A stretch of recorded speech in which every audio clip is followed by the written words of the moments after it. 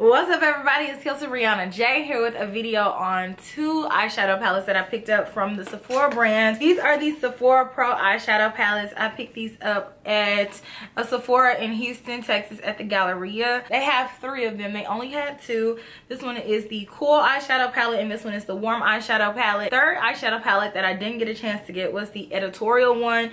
Same format, same price. These retail for $68 and there are 28 shades in here and there's 0.04 ounces of product in each pan. That's a whole lot of eyeshadow for $68. So I'm going to review these palettes individually and then I'm going to give you two separate looks using each palette. That way I can kind of give you a feel for what I think for each one. So I'm going to go ahead and jump into the review of the warm eyeshadow palette. All of these eyeshadow palettes are limited edition. It has a nice weight to it. The Sephora brand is not a brand that I generally gravitate towards while I'm in Sephora, ironically enough. I'm glad that they are starting to do more trendy items and pay attention to what their consumers want, because I feel like Sephora brand always plays catch up with things and they're kind of two steps behind in the makeup trend world. So the description on this says that this is a deluxe eyeshadow palette with 28 warm color story shades, complete with a how-to tutorial pamphlet written by Sephora Pro artists. It says that the matte eyeshadows feature kaolin to absorb skin oils for a long-lasting matte finish. Nylon powder contributes to the smooth texture and soft feel of these matte powders. Each contains antioxidant vitamins A and E. And it says coconut and safflower seed oils offer conditioning properties and allow the satin shadows to spread evenly. Cerussite has been added for a smooth, silky texture. I think that's how you pronounce that. High impact pearls add to the vibrant finish of the shimmer shadows. Emollient esters have been added to enhance the luxurious texture of this powder and boost adhesion. Each contains antioxidant vitamins A and E. These don't really have much more information about the finish of each shade. I think there are 4 different eyeshadow finishes in this palette. I think there are the mattes, and then we have the like duochrome eyeshadows. I think we have shimmer eyeshadows, and then this one is like a pressed glitter type eyeshadow. That is my opinion on it, even though that's not what it says.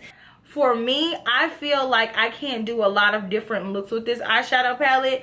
I feel like I would just be doing the same look, a variation of that look all of the time. Pretty much all of the shimmery eyeshadows in here are gold. So I'll have like the matte warm eyeshadows in the crease and then I'll put gold on the lid, and that's pretty much the gist of the looks that I'm able to get. There was a little bit of fallout with them. A lot of people probably are going to wonder if this is similar to the Natasha Denona eyeshadow palette. In my opinion, it is not. The Natasha Denona eyeshadows are a little bit more rich. They don't have as much fallout. The matte eyeshadows have a little bit more substance to them, and then the shimmery eyeshadows have a little bit more depth. So now I'm going to jump into the eyeshadow tutorial using this Sephora warm eyeshadow palette, and then when I come back from that, then I will review this eyeshadow palette and then do a tutorial using it. So enjoy.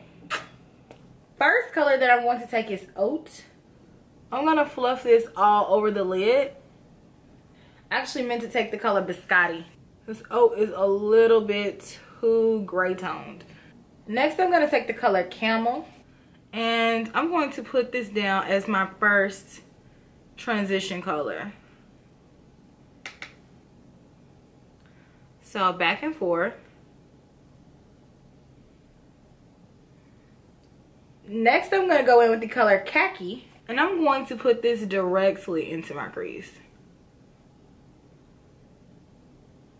And that's like that ugly brown color that's so cute in the crease. Like looking at it, it looks horrible. Next I'm going to take the color Auburn. I'm going to apply this directly. So a little fallout. I'm going to apply this directly on the outer crease, just because I have so many options for browns. And I'm going to add a little bit of depth and then warm up that crease. Next, I'm going in with the color Sand and a MAC 242 brush. And I'm going to pop that right underneath my brow, the arch of my brow. And with the same color, I'm going to apply that on my inner tear duct. Now I want the color Peach. I want this color on my lid. Might not be that pigmented. Just kidding. This color's doing nothing for me. I'm going to take the color Bronze. And I'm going to apply that kind of where I was going to apply Peach. So slightly over Peach. I'm going to blend it with my inner lid color, and then I'm not going to blend it over my crease work. I'm going to leave this outer corner here open for something else. Now I'm going to take the color Burnt Umber, and I'm going to apply this right on the very outer space that I left and blend upwards.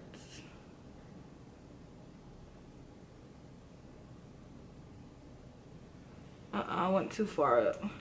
That's okay, you can go back with your blending brush.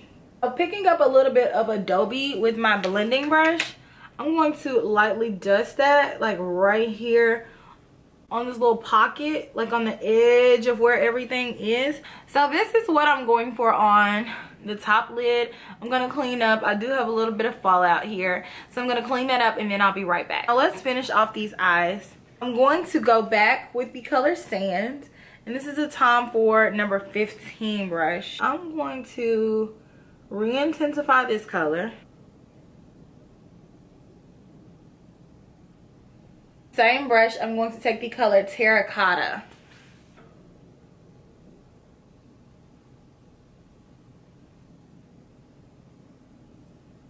And this is the final look that I created using the Sephora Pro Warm Palette.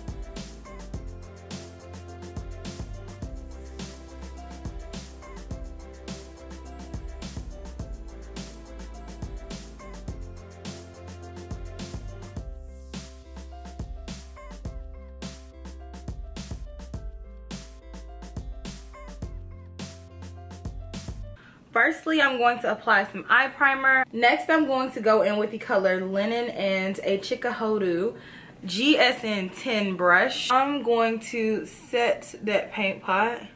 Same brush, I'm going to take the color Flax, and I'm going to buff that above my crease as a transition color. Next, I'm going to take the color Seashell very lightly.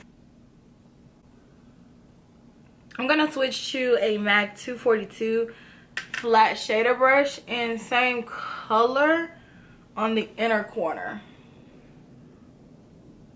I'm going to take the color Ash just because it's so freaking pretty. I want this color on my lid.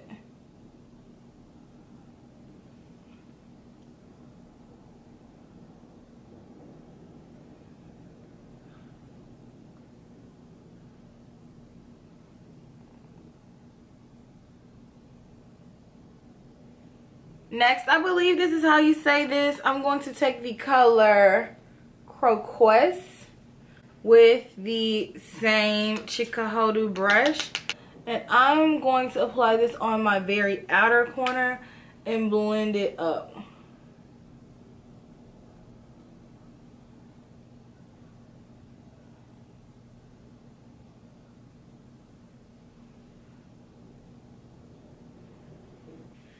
So what I'm gonna do is I'm gonna apply a lot of mascara and then I'll be right back.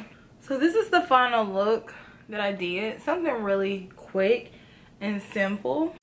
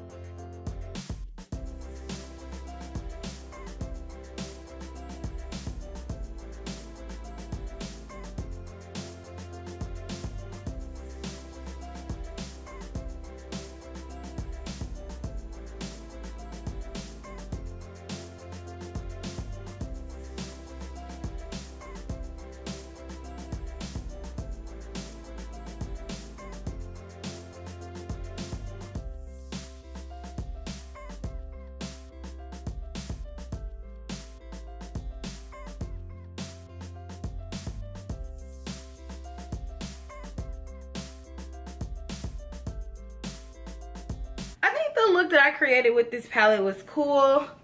Literally, it's not my cup of tea as far as color selection goes. I think you'll be able to get a decent amount of looks out of this palette. However, it's not necessarily a palette that I'm like, oh my god, you absolutely have to have it. If I'm choosing between the cool tone palette and the warm tone palette, I'm going to choose this one, and let me tell you why. The warm tone palette has so many different browns in it that I feel like you can't do a lot of different looks with it, and this palette has different colors. So I think that you'll be able to create more looks, more unique looks using this palette as opposed to the warm tone palette, which has so many browns. Let me know what you guys think down in the comment section. If you haven't already, make sure you like, comment, and subscribe, and I'll see you all very, very soon. Smooches. Bye.